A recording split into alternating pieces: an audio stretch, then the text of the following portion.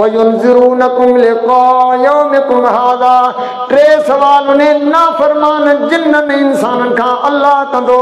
अज अवां परेशान हो छा मुंहिंजा रसूल हां वटि कोन आया, मुझो आयतूं अहकाम खे कंहिं कोन ॿुधायूं, छा हिन दर्दनाक अज़ाब खां तव्हांखे कंहिं कोन डिॼारियो। छा इन्नल हम्दुलिल्लाह नहमदुहु व नस्तईनुहु व नस्तगफिरुह व नऊज़ु बिल्लाहि मिन शुरूरि अनफुसिना व मिन सय्यिआति अअमालिना। मन यहदिहिल्लाहु फला मुज़िल्ल लहु व मन युज़्लिलहु फला हादिय लहु। व अशहदु अल्ला इलाहा इल्लल्लाह वहदहु ला शरीक लहु व अशहदु अन्न मुहम्मदन अब्दुहु व रसूलुहु। अल्लाहुम्मा सल्लि अला मुहम्मदिन व अला आलि मुहम्मद कमा सल्लैता अला इब्राहीम व अला आलि इब्राहीम इन्नका हमीदुम मजीद।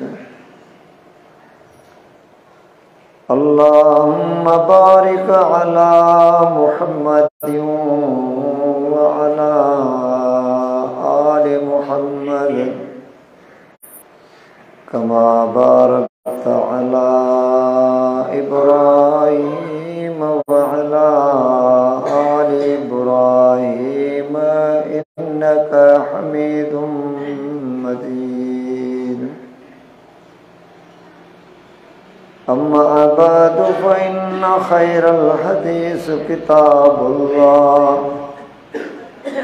व खैरल हदी हदी मुहम्मदिन सल्लल्लाहु तआला अलैहि वसल्लम व शर्रल उमूरि मुहदसातुहा व कुल्लु मुहदसतिन बिदअह व कुल्लु बिदअतिन ज़लाला व कुल्लु ज़लालतिन फिन्नार। अम्मा बअदु फ़अऊज़ु बिल्लाहि मिनश शैतानिर रजीम। बिस्मिल्लाहिर रहमानिर रहीम। ज़ालिक बिमा क़द्दमत अयदीकुम व अन्नल्लाह लैसा बिज़ल्लामिन लिल अबीद।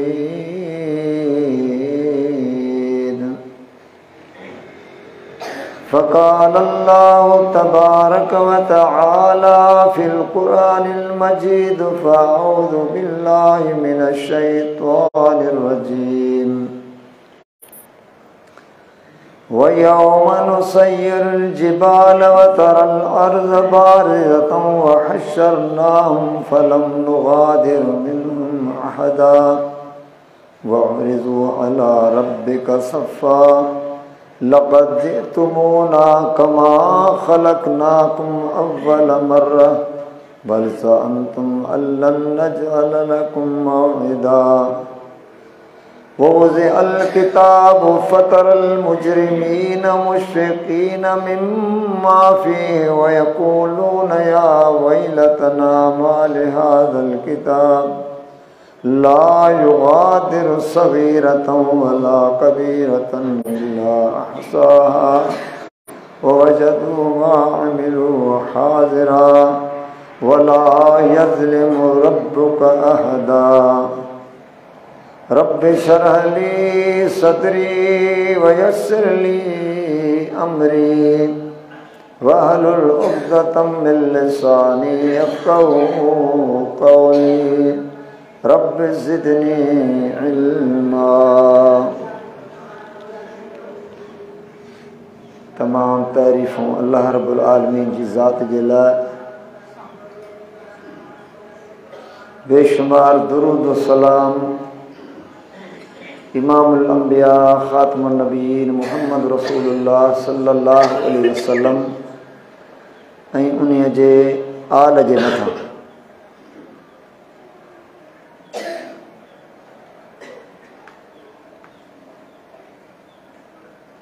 मूं सूरह अनफाल जी मुख़्तसर हिकिड़ी आयत तिलावत कई आहे।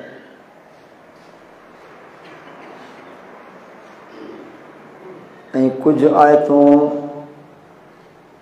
सूरह कहफ़ जूं। अल्लाह रब्बुल आलमीन खां दुआ आहे त रब साईं सही ऐं हक़ ॻाल्हि बयान करण जी अल्लाह तबारक ताला तौफ़ीक़ अता फ़रमाए। उन्हीअ खां बाद अल्लाह साईं मूंखे अवां सभिनी खे इन जे मथां अमल करण जी तौफ़ीक़ अता फ़रमाए।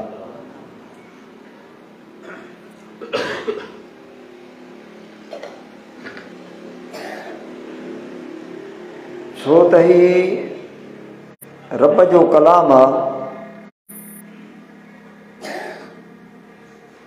असां तव्हां जे लाइ अल्लाह तबारक ताला हिदायत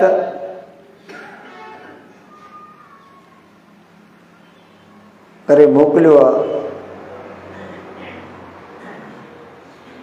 असां अल्लाह तबारक ताला जे क़ुरान मजीद ते ज़रा गौर बि कयूं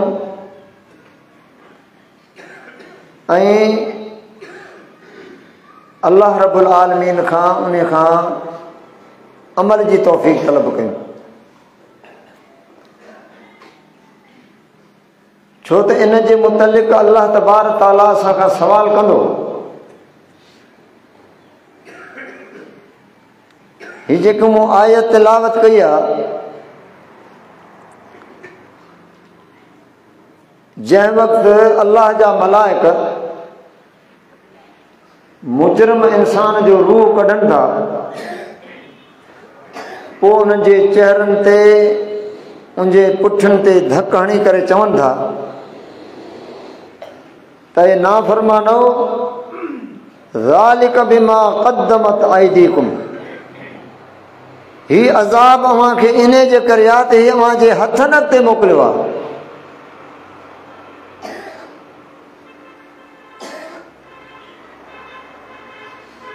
वअन्नल्लाह लैस बिज़ल्लामिन लिल अबीद, अल्लाह रब्बुल आलमीन कंहिंजे मथां ज़ुल्म कोन थो करे।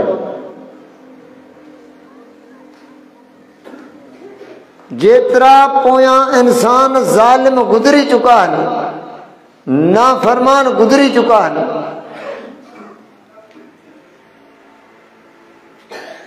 अल्लाह रब्बुल आलमीन कंहिं ते ज़ुल्म कोन कयो आहे।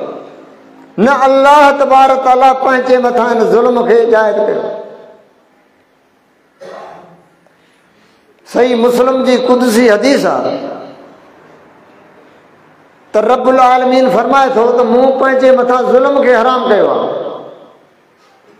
ऐं मूं अव्हां जे मथां बि ज़ुल्म खे हराम कयो आहे। तव्हां हिक ॿिए ते ज़ुल्म न कयो।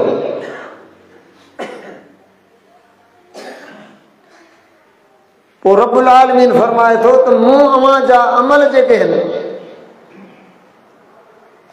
ॻणे रखिया आहिनि, यानी तव्हांजा अमल अल्लाह तो फरमाए त मूं वटि मौजूदु आहिनि। जेकी कुझु कयो था या जेकी कुझु तव्हां करे आया हो, पोइ रब्बुल आलमीन फरमाए थो जेकॾहिं अव्हां पंहिंजनि अमलनि में भलाई ॾिसो त तव्हां मुंहिंजी तारीफ़ कयो।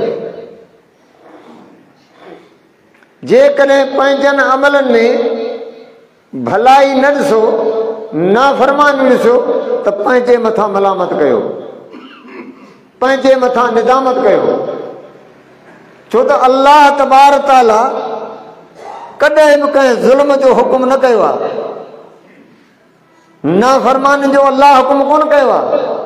ही तक़दीर आहे न, तक़दीर अल्लाह तबारक ताला हर हिक जी लिखी छॾी आहे।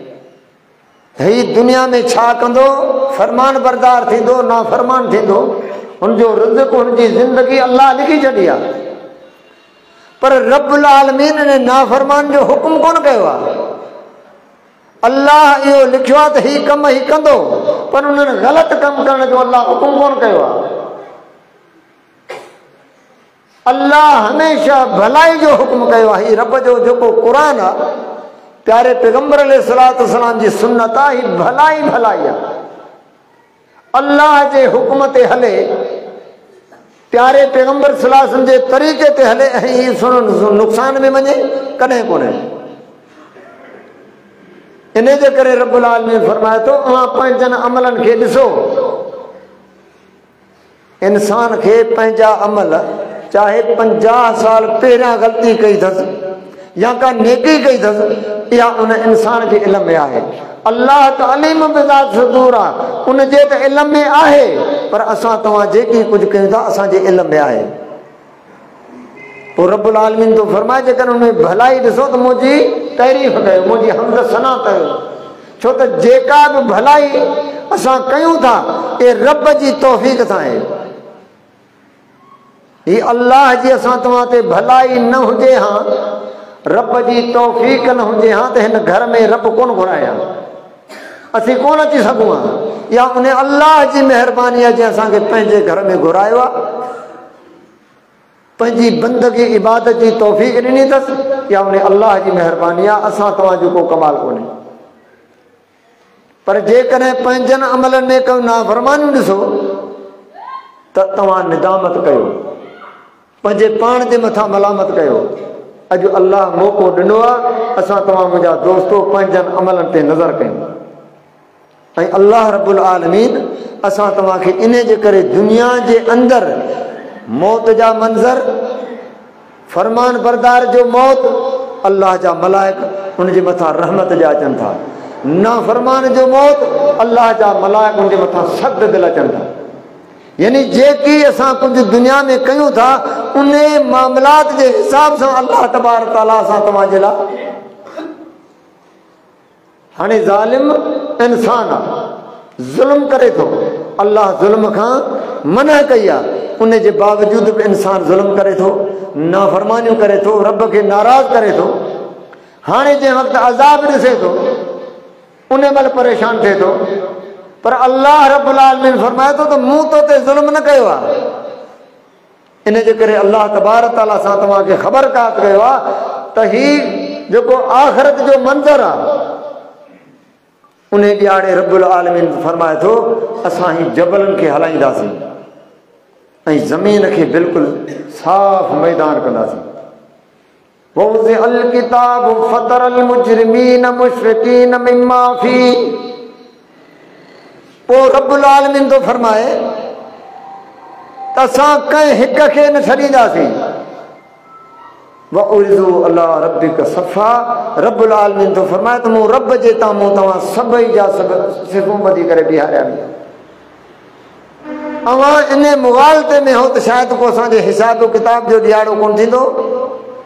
पोइ उन ॾियारे रब्बुल आलमीन तो फरमाए त मुजरिम इंसान खे जॾहिं पंहिंजो आमाल नामो मिलंदो, उन पंहिंजे आमाल नामे खे ॾिसी करे चवे छा थो, वउज़िअल किताब फतरल मुजरिमीन मुशफिकीन मिम्मा फी वयक़ूलून या वैलना। वउज़िअल किताब फतरल मुजरिमीन मुशफिकीन मिम्मा फी वयक़ूलून या वैलतना मा लिहाज़ल किताब ला युगादिरु सगीरतन वला कबीरतन इल्ला आसाहा। उन ॾियारे पंहिंजे आमाल नामे खे ॾिसी करे छा चवंदो, काश ई मूंखे आमाल नामो ई न मिले हा। हर हिन जे अंदरि नंढी तोड़े वॾी ग़लती हर शइ लिखी पई आहे। यानी मूं त वॾी कोशिशि कई हिन ग़लतीअ खे लिकाइण जी। इंसान जॾहिं नाफ़रमान का बदकारी करे थो, चोरी करे थो, को ज़ुल्म करे थो, इंसान इंसाननि खां लिके थो त मता को मूंखे ॾिसी वठे। पर अफ़सोस आहे हिनखे अल्लाह जो ख़ौफ़ कोन्हे त मुंहिंजो अल्लाह मूंखे ॾिसे पियो। उन ॾिहाड़े हिनखे इहो ख़ौफ़ थिए थो, ला युगादिरु सगीरतन वला कबीरतन इल्ला असाहा वजदू मा अमिलू हाज़िरा। हर शइ पंहिंजी हाज़िर ॾिसंदो, यानी जेकी दुनिया में कयो हुंदई रब्बुल आलमीन जो कलाम आहे। रब्बुल आलमीन था तो फरमाए वला यज़लिमु रब्बुका अहदा, तुंहिंजो रब्बुल आलमीन कंहिं बि हिक जे मथां ज़ुल्म करण वारो नाहे। अल्लाह फरमाए थो त मां कंहिं बि हिक जे मथां ज़ुल्म नथो कयां। ही यानी इंसान ज़ुल्म पंहिंजे मथां पाण करे आयो। इन जे करे खुदारा अल्लाह रब्बुल आलमीन सां तव्हांखे मौक़ो ॾिनो आहे, न पंहिंजे पाण सां ज़ुल्म कयूं न कंहिं ॿिए सां कयूं। ना फरमानियूं इहो पंहिंजे पाण सां ज़ुल्म आहे, पंहिंजे पाण सां अदावती दुश्मनी आहे। अल्लाह रब्बुल आलमीन सां तव्हांखे जेका शरीयत ॾिनी आहे, जेको दीन ॾिनो आहे, उन मुताबिक़ ज़िंदगी गुज़ारी जाते या पंहिंजे पाण सां बि भलाई आहे। अॼु इंसान पंहिंजे आमाल नामनि खे ॾिसी करे मुजरिम इंसान अॼु परेशान थिए थो। तव्हां रब जो क़ुरान पढ़ी ॾिसो, जेतिरा बि ज़ालिम इंसान आहिनि जॾहिं अल्लाह जे साम्हूं को पंहिंजो उज़ुर पेश कनि था, पंहिंजे पाण खे कसूरवार सम्झनि था। ही इंसान आहे क़यामत जे ॾिहाड़े पंहिंजे आमाल नामे खे ॾिसी करे छा थो चए, जंहिं ॾिहाड़े रब्बुल आलमीन थो फरमाए इक़रा किताबक, ही तूं पंहिंजो किताब पढ़, कफ़ा बिनफ्सिकल यौम अलैका हसीबा, अॼु तूं पंहिंजो हिसाब पाण कर। मन इहतदा फइन्नमा यहतदी लिनफ्सि वमन ज़ल्ल फइन्नमा यज़िल्लु अलैहा। रब्बुल आलमीन यादि ॾियारे थो त मूं त तोखे हिदायत जो हुकुम कयो हो, जेकॾहिं मुंहिंजी हिदायत ते हलंदे त फ़ाइदो ॾिसंदे, पर मुंहिंजी हिदायत खे छॾे करे वमन ज़ल्ल फइन्नमा यज़िल्लु अलैहा, तूं गुमराही ते नाफ़रमानी वारी ज़िंदगी बसर कंदे त पंहिंजे पाण जे लाइ तूं नुक़सान ॾिसंदे। अॼु दुनिया में बि अल्लाह तबारक ताला ने नाफ़रमानी जे करे हल्को अज़ाब मोकिले थो। वॾो अज़ाब जीअं क़यामत कुबरा, जेका असुल क़यामत, जेका वॾी क़यामत आहे, उहा तॾहिं ईंदी जॾहिं अल्लाह तबारक ताला हिन पूरी काइनात खे ख़तमु कंदो, सभिनी इंसाननि खे उथारे करे महशर जो मैदान कायम करे इंसान खे अल्लाह तबारक ताला हिन ॾियारे जमा कंदो। इहा क़यामत कुबरा है। पर नंढी क़यामत क़यामत सुगरा, जंहिं वक़्तु इंसान जे मथां मलाइक हिन जे रूह कढण जे लाइ अचनि था, जीअं हिन जो रूह निकिरे थो, हिन जी क़यामत क़ाइम थी वई। ही इंसान पंहिंजे आमालनि जे हिसाब सां जेकॾहिं नेक आहे त हुन जे लाइ क़ब्र जन्नत आहे, जेकॾहिं बुरो आहे त हुन जे लाइ क़ब्र जहन्नम जे खॾनि मां हिकिड़ो खॾो आहे। अहिड़े ई तरीक़े सां दुनिया जे अंदरि जेकॾहिं ही इंसान फरमान बरदार आहे त दुनिया जे अंदरि अल्लाह हुनजे लाइ आफ़ियत, ऐं जेकॾहिं ज़ालिम आहे नाफ़रमान आहे त दुनिया जे अंदरि अल्लाह तबारक ताला हुनजी ज़िंदगी खे तंग कयो आहे। अल्लाह फरमायो क़ाल हबिता मिन्हा जमीअन बाज़ुकुम लिबाज़िन नदू फ़इम्मा यातियन्नकुम मिन्नी हुदन। जंहिं वक़्तु रब्बुल आलमीन आदम अलैहिस्सलाम ऐं संदसि घरवारी खे ज़मीन ते मोकिली, रब्बुल आलमीन फरमाए तव्हां लही वञो हेठि, तव्हां हिक ॿिए जा वेही ऐं तव्हां मुख़ालिफ़ आहियो। पर रब्बुल आलमीन छा फरमाई फ़इम्मा यातियन्नकुम मिन्नी हुदन, पोइ मूं रब जे तरफ़ां तव्हां वटि हिदायत ईंदी। फमन इत्तबा हुदाय फला यज़िल्लु वला यश्का। रब फरमाए त जेको मुंहिंजी न हिदायत ते हलंदो उहो कॾहिं बि न की ज़लील थिए, न की गुमराह थिए। रब गारंटी ॾिनी आहे, मुंहिंजी हिदायत ते हलंदो त कॾहिं तव्हां ज़लील कोन थींदो।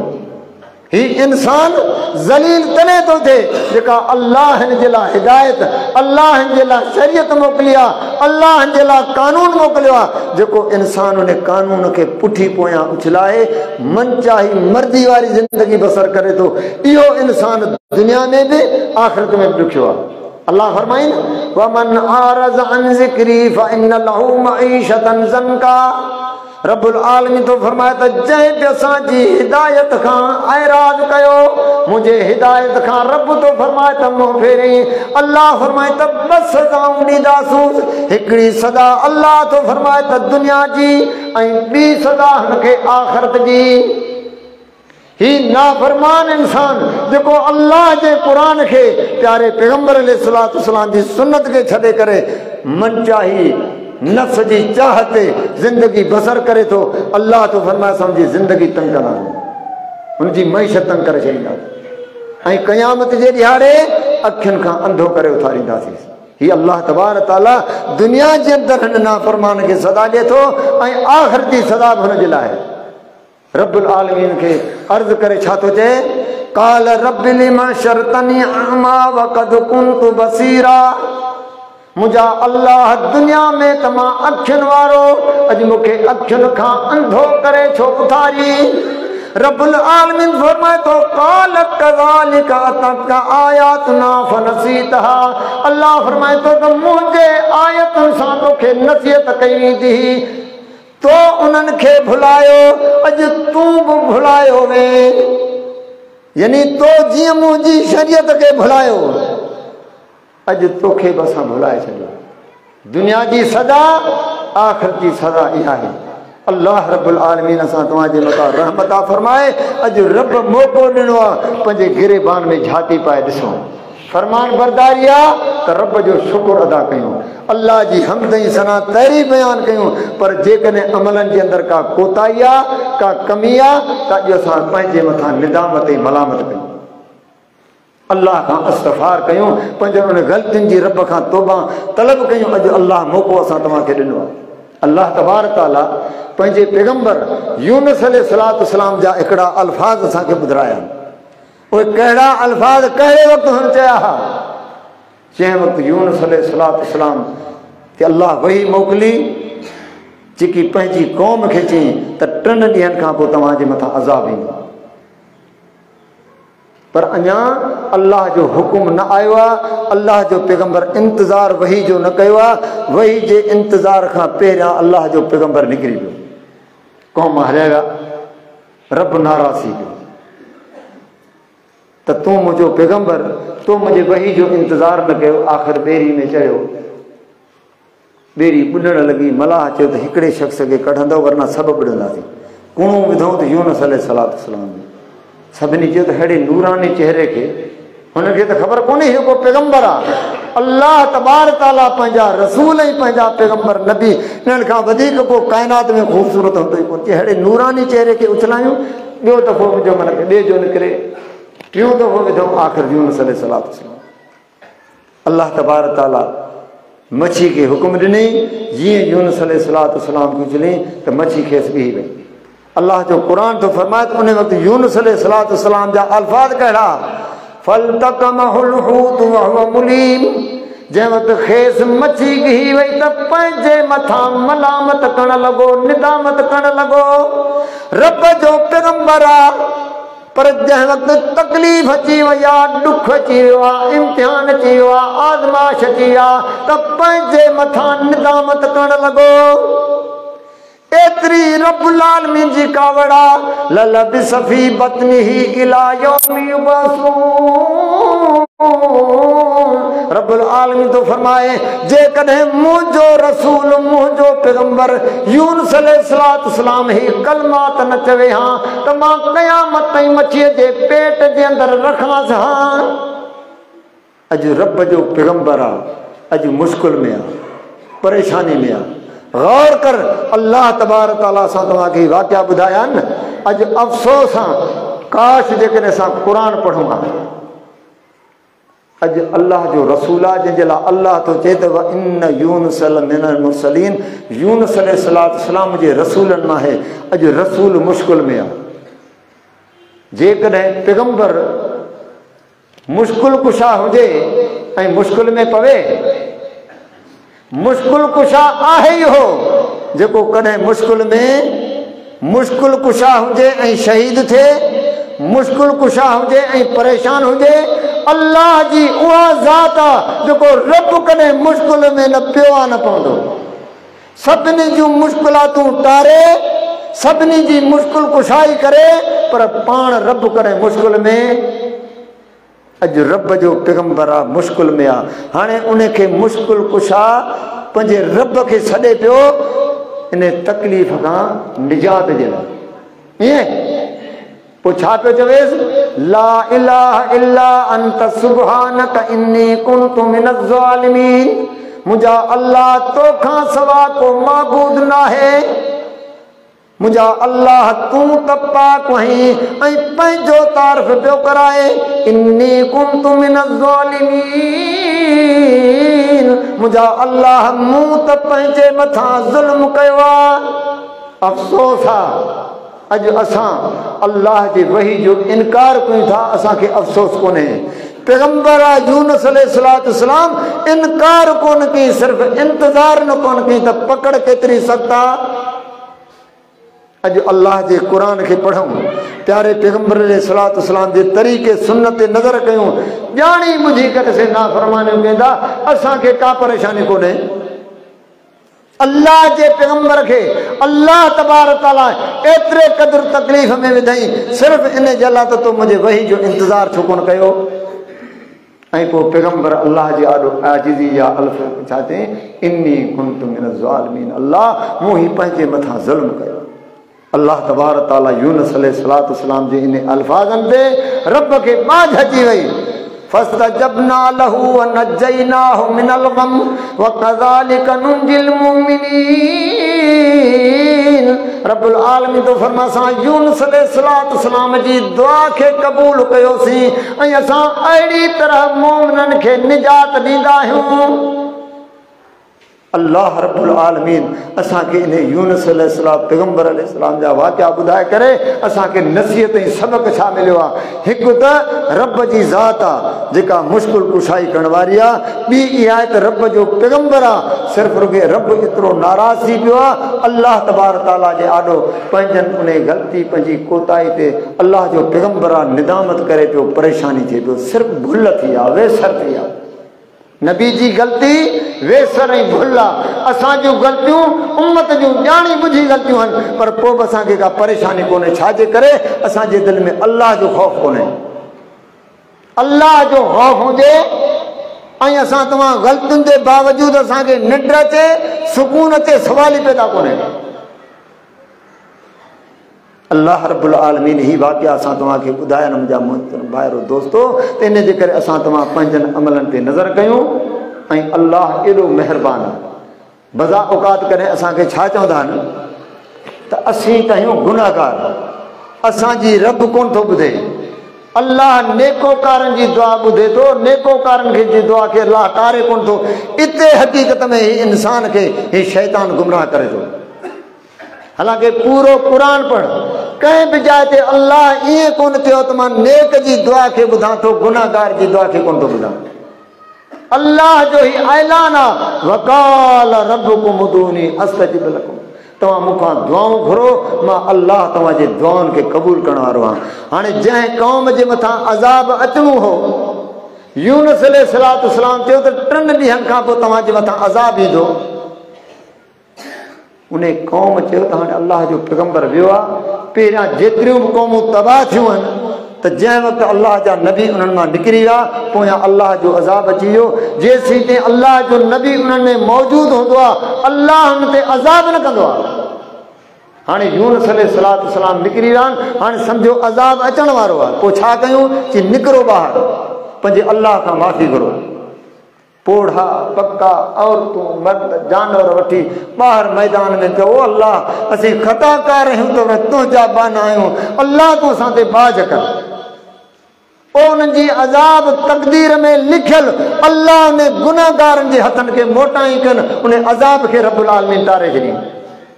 गुनाहगार जी ॿुधे थो न, होॾां रब पंहिंजे पैगंबर जी दुआ खे बि क़बूल कई, अल्लाह हिन गुनाहगारनि जी दुआ खे बि क़बूल कई। ख़ुदा रा कॾहिं अल्लाह जी रहमत मां मायूस न थियो। हा हू मर्दी वारो आहे, क़बूल करे त 100 क़ातिल करण वारो। बनी इसराइल जी क़ौम घणा क़त्ल कई, 100 क़त्ल कई। रब खां माफ़ी घुरे, अल्लाह ॾिनसि कोन ॾिनसि। ऐं न क़बूल करण ते अचे त पैगंबर जी दुआ क़बूल न करे, मर्जी वारो आहे। अल्लाह जी ज़ात आ, वो बेपरवाह। नूह अलैहिस्सलाम दुआ घुरी न कंहिंजे लाइ, लत जिगर बच्चे जे लाइ, क़बूल कईंसि। छा चईंसि? इन्नी अइज़ुकन तकून मिनल जाहिलीन, ख़बरदार नाफ़रमा करे छॾींदुसि। हिन जंहिं ॻाल्हि जो तोखे इल्मु न आहे मूंखे सवाल न कर। अल्लाह जो पैगंबर छा थो चए? नूह अलैहिस्सलाम क़ाल रब्बी इन्नी अऊज़ु बिका अन असअलक मा लैसा ली बिही इल्म। ओ मुंहिंजा अल्लाह, मां तने तुंहिंजी कावड़ खां, मुंहिंजा अल्लाह मां पनाह तलब कयां थो, तुंहिंजी नाराज़गी खां मुंहिंजा अल्लाह मां पनाह तलब कयां थो, जंहिं ॻाल्हि जो अल्लाह मूंखे इल्मु न आहे। قال رب إني أعوذ بك أن أسألك ما ليس لي به علم وإلا تغفرني وترحمني أكن من الخاسرين। मुंहिंजा अल्लाह जेकॾहिं मूंखे माफ़ न कई, मूं ते रहम न कई त मुंहिंजा अल्लाह मां त नुक़सान वारनि मां थींदुसि। अल्लाह रब्बुल आलमीन जी उहा ज़ात आहे। ख़ुदारा असीं ख़ताकार आहियूं, गुनाहगार आहियूं, पर अल्लाह रब्बुल आलमीन जा बाना आहियूं। अल्लाह सां तव्हांजे दुआउनि खे ॿुधण वारो, इन जे करे अल्लाह तबारक ताला मां कॾहिं ना उमीद न थियूं। इन जे करे रब्बुल आलमीन थो फरमाए, जेकॾहिं पंहिंजनि अमलनि में भलाई ॾिसो त मुंहिंजी तारीफ़ कयो, जेकॾहिं तव्हां पंहिंजनि अमलनि में का कमी कोताही, का नाफ़रमानी ॾिसो त पंहिंजे मथां निदामत कयो, यानी अल्लाह रब्बुल आलमीन खां माफ़ी तलब। इन जे करे अल्लाह तबारक ताला सां तव्हांखे मुंहिंजा दोस्तो हिन दुनिया जे अंदरि ई असां तव्हांखे ख़बरदार कयो।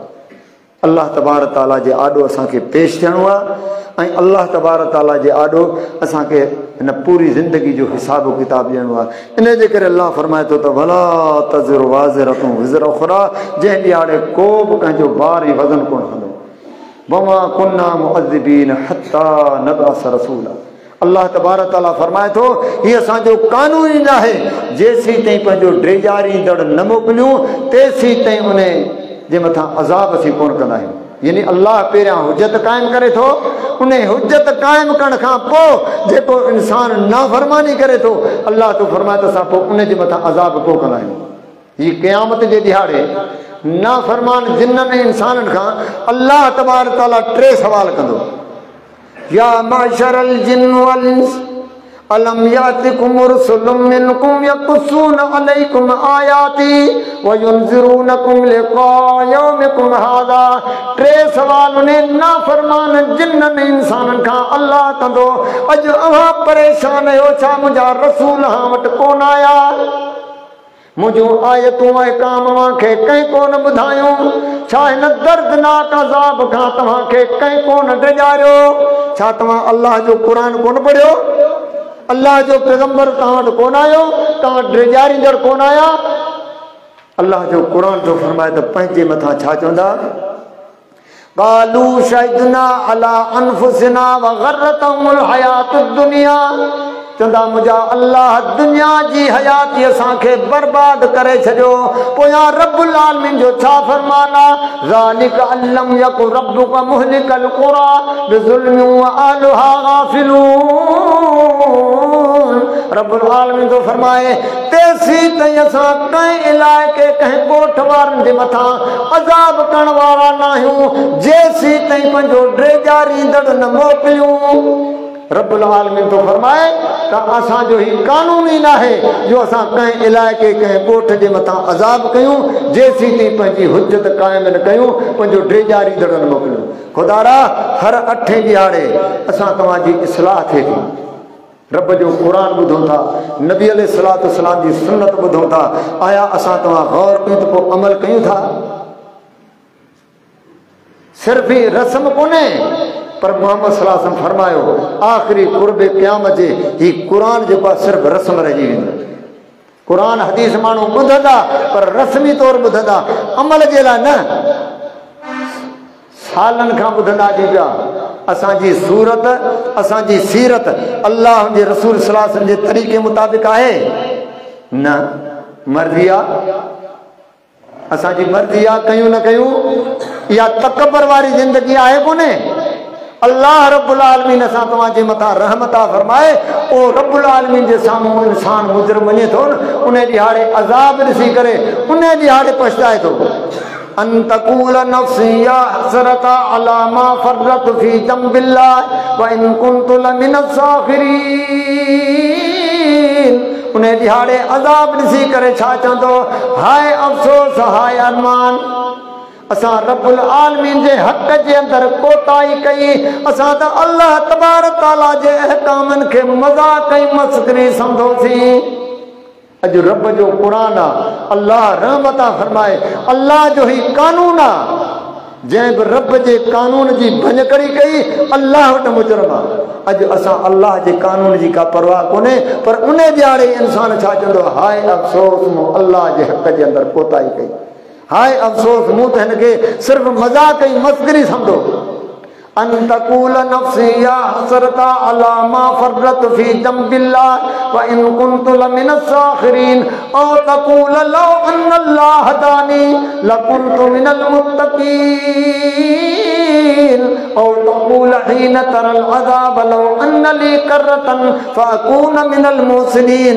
उन ॾिहाड़े अज़ाब ॾिसी करे छा चवंदो, काश अल्लाह मूंखे बि हिदायत करे हा त आउं बि मुत्तकी ऐं परहेज़गारनि मां थियां हा। रब्बुल आलमीन खे फरियाद करे चवंदो, मुंहिंजा अल्लाह काश मूंखे हिकिड़ो दफ़ो वापसि मोटायो वञे त आउं मुहसिनीन ऐं नेकोकारनि मां थियां। रब्बुल आलमीन छा जवाब ॾींदो, भला कद जात का आयाती फकज़्ज़बत बिहा वस्तकबरत व कुंत मिनल काफ़िरीन।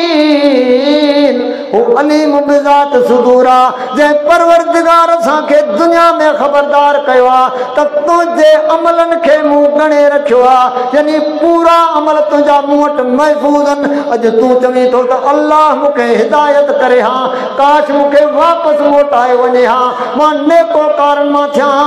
रब जवाब छा ॾींदो, भला क़द जात का आयाती फकज़्ज़बत बिहा वस्तकबरत व कुंत मिनल काफ़िरीन। रब्बुल आलमीन फरमाईंदो, कूड़ थो ॻाल्हाईं, मूं त आयतूं तो वटि आयूं, तो उन्हनि जे मञण खां तकबुर कयो। अॼु चवीं थो मूंखे रब वापसि मोटाए, काश मूंखे अल्लाह हिदायत करे हा, छा तो वटि मुंहिंजी हिदायत कोन पहुती? मुझे प्यारे पैगंबर अलैहिस्सलातु वस्सलाम के मूं या नसीहत ॾेई करे मोकिलियो, कुल या अय्युहन्नास कद जाकुमुल हक़्क़ु मिन रब्बिकुम। मुंहिंजा मोहम्मद सल्लल्लाहु अलैहि वसल्लम तूं चओ, ऐं इंसान तव्हां वटि अल्लाह जे तरफ़ां हक़ अची चुको आहे, हिदायत अची चुकी आहे। फमन इहतदा फइन्नमा यहतदी लिनफ्सिही। पोइ जेकॾहिं तव्हां उन हिदायत ते हलंदव त फ़ाइदो ॾिसंदव, पर जेकॾहिं अल्लाह जेका अव्हां जे लाइ हिदायत मोकिली आहे उन रब जी हिदायत ते छॾे करे वमन ज़ल्ल फइन्नमा यज़िल्लु अलैहा, नाफरमानी गुमराही वारी जिंदगी बसर कंदो। मुंहिंजा मोहम्मद सल्लल्लाहु अलैहि वसल्लम तूं चओ, वमा अना अलैकुम बिवकील, मां पैगंबर जो ज़िम्मेवार न आहियां। मता तूं चवीं ऐं नाफरमानियूं कयां, पोइ मुंहिंजो मोहम्मद सल्लल्लाहु अलैहि वसल्लम जी ज़िम्मेदारी खणंदो। खुदारा गौर कर, अल्लाह जो कुरान गवाह है, जंहिं नबी अलैहिस्सलातु वस्सलाम जे साम्हूं पंहिंजे मथां गवाही कढ़ी ॾिनी। वयौम युअज़्ज़ु ज़ालिमु अला यदैहि यक़ूलु या लैतनी इत्तख़ज़तु मअ रसूलि सबीला। ज़ालिम पंहिंजा हथ चबे चबे चवंदो, मुंहिंजा अल्लाह मा रसूल सबीला, काश मां रसूलुल्लाह सल्लल्लाहु अलैहि वसल्लम जी मां वाट ते हुजां हा। या वैलता लैतनी लम तख़ुज़ फलानन खलीला, हाय अफ़सोस मां फलाणे खे दोस्त न वठां हा। लक़द ज़ल्लनी अन ज़िक्र बअद इज़ जानी व कान शैतान लिल इंसान ख़ज़ूला। मुंहिंजा अल्लाह दुनिया में त तुंहिंजी नसीहत मूं वटि आई, पर शैतान मूंखे गुमराह कयो। अॼु अल्फाज़ नाफरमान जा अल्लाह जे साम्हूं अॼु फरियादी केरा। वकाल रसूल या रब इन कौम इत्तख़ज़ू हाज़ल क़ुरआन महजूरा। अल्लाह जो पैगंबर अलैहिस्सलातु वस्सलाम छा चवंदो, ओ मुंहिंजा अल्लाह हिन मुंहिंजी क़ौम क़ुरान खे छॾे ॾिनो हो। ॿुधा गौर कर, जेकॾहिं अल्लाह जे क़ुरान खे छॾी, प्यारे पैगंबर मोहम्मद सल्लल्लाहु अलैहि वसल्लम जे सुन्नत खे छॾी, अल्लाह जो पैगंबर गवाही ॾींदो त मुंहिंजा अल्लाह ने मुंहिंजी क़ौम क़ुरान खे छॾे ॾिनो। मुस्तदरक हाकिम जी हदीस आहे, नबी अलैहिस्सलातु वस्सलाम फरमायो जंहिंजे मथां रब जो क़ुरान फरियादी हूंदो ऐं मोहम्मद सल्लल्लाहु अलैहि वसल्लम जी शफ़ाअत कोन कंदुसि। ॿुधायो अल्लाह जो कानून आहे या न? नबी सल्लल्लाहु अलैहि वसल्लम के पोयां छा फरमायो रब्बुल आलमीन, वत्तबिउ मा यूहा इलैक, ओ मुंहिंजा मोहम्मद सल्लल्लाहु अलैहि वसल्लम तूं मुंहिंजे वही जी ताबेदारी कर, वस्बिर हत्ता यहकुमल्लाह व हुव खैरुल हाकिमीन। इन जे तकलीफ़ुनि ऐं अज़ियतुनि ते मुंहिंजा पैगंबर तूं सब्र कर ऐं तूं मुंहिंजे वही जी ताबेदारी कर। तुंहिंजो कमु आहे हिननि खे ॿुधाइणु, हलंदा फ़ाइदो ॾिसंदा, न हलंदा त नुक़सानु ॾिसंदा। चओ त वमा अना अलैकुम बिवकील, अवां जो ज़िम्मेवार न आहियां। खुदारा अल्लाह तबारक तआला मूंखे मां सभिनी खे तौफ़ीक़ अता फरमाए। रब ई वक़्तु ॾिनो आहे, इहा ज़िंदगी हिकिड़ो दफ़ो मिली आहे, वरी कोन मिलंदी। जेकॾहिं इन खे असां तव्हां सुधारियूं, अॼु रब मौक़ो ॾिनो आहे। इन जे करे अल्लाह खां दुआ कयो त रब्बुल आलमीन मूंखे अवां सभिनी खे अमल करण जी तौफ़ीक़ अता फरमाए, अल्लाह नाफ़रमानी खां बचाए। आख़िरी मां तव्हांखे गुज़ारिश कंदो, खुदारा ही अल्लाह तबारक तआला इबादत असां ते फ़र्ज़ कई आहे। पैदा छाजे लाइ कई अथसि, वमा ख़लक़तुल जिन्न वल इंस इल्ला लियअबुदून। अल्लाह तो फरमाए मूं जिन्ननि ऐं इंसाननि खे महज़ पंहिंजी इबादत लाइ पैदा कयो आहे। ही इबादत मक़सदु आहे, दुनिया ज़रूरत आहे। दुनिया में कमी पेशी थी अल्लाह माफ़ कंदो, लेकिन इबादत में कमी पेशी रब माफ़ कोन कंदो। इन जे करे अल्लाह तबारक तआला असांजे मथां इबादत फ़र्ज़ कई आहे। प्यारे पैगंबर अलैहिस्सलातु वस्सलाम ते महराज ते घुराए नबी अलैहिस्सलातु वस्सलाम खे अल्लाह तबारक तआला निमाज़ फ़र्ज़ करे 5 वक़्त असांजे मथां मोकिली। नबी सल्लल्लाहु अलैहि वसल्लम ते बि अल्लाह उम्मत ते बि फ़र्ज़ कई। पोइ नबी अलैहिस्सलातु वस्सलाम ते अल्लाह तबारक तआला जिब्रील अलैहिस्सलातु वस्सलाम खे मोकिले। नबी सल्लल्लाहु अलैहि वसल्लम फरमाए त मूंखे 2 मरतबा जिब्रील अलैहिस्सलातु वस्सलाम इमामत कराई, यानी मूंखे निमाज़ सेखारी। पोइ नबी अलैहिस्सलातु वस्सलाम पंहिंजी उम्मत खे निमाज़ सेखारी। अल्लाह तबारक तआला सां तव्हांखे उन जे मुताबिक़ निमाज़ पढ़ण जी तौफ़ीक़ ॾे। हाणे गौर कयो, ॾिसो न, नबी अलैहिस्सलातु वस्सलाम पंहिंजे सहाबा ते नज़र रखंदा, कंहिंजी निमाज़ में का कमी पेशी थींदी अल्लाह जो रसूल सलाम जी इस्लाह कंदा। इन जे करे जेकॾहिं असां तमाम हिक ॿिए में जेकॾहिं का कमी पेशी ॾिसूं, हिक ॿिए जी इस्लाह कयूं। अॼु अक्सर मां ॾिसां थो त सुन्नतुनि जी असां वटि पाबंदी कोन्हे। सुन्नतूं फ़र्ज़ पढ़ियोसीं, सुन्नतुनि खां मोकल। नबी अलैहिस्सलातु वस्सलाम जुमे जी बरकातु निमाज़ फ़र्ज़ पढ़ाई आहे। हीअं उन खां बाद में नबी अलैहिस्सलातु वस्सलाम 2 रकातूं करे 4 रकातूं सुन्नत पढ़ी। हीअं जेकॾहिं घर में पढ़ंदे त 2 रकातूं आहिनि, मस्जिद में पढ़ंदे त 4 रकातूं तोखे पढ़णियूं। मता तूं सम्झी त मां जुमो पढ़ियो आहे, खुदारा जी फ़र्ज़ निमाज़ तूं पढ़ी आहे। पैगंबर अलैहिस्सलातु वस्सलाम में सुन्नतूं न आहिनि छॾियूं, तोखे न आहिनि छॾियूं। ज़ोहर जी सुन्नत आहे न, नबी अलैहिस्सलातु वस्सलाम फ़र्ज़ पढ़ाए ज़िक्र अस्कार में वेठा, तव्हांजो नबी अलैहिस्सलातु वस्सलाम जो को फ़ैसिलो आयो। नबी अलैहिस्सलातु वस्सलाम ने फ़ैसिले जे अंदरि गुफ़्तगू कंदे एतिरो वक़्तु गुज़री जो मथां असर जी आज़ान आई, फ़र्ज़ जो टाइम थी वियो। नबी अलैहिस्सलातु वस्सलाम फ़र्ज़ निमाज़ पढ़ाई। फ़र्ज़ निमाज़ पढ़ाए करे असर खां बाद में नबी अलैहिस्सलातु वस्सलाम खे 2 रकातूं, बुख़ारी जी हदीस आहे, सही बुख़ारी जे अंदरि हदीस आहे, नबी अलैहिस्सलातु वस्सलाम जेके 2 रकातूं फ़र्ज़ खां पोइ न पढ़ियूं, पाण सल्लल्लाहु अलैहि वसल्लम खे यादि आयूं। नबी अलैहिस्सलातु वस्सलाम असर जी निमाज़ खां पोइ 2 रकातूं नबी अलैहिस्सलातु वस्सलाम ज़ोहर जूं सुन्नतूं अदा कयूं।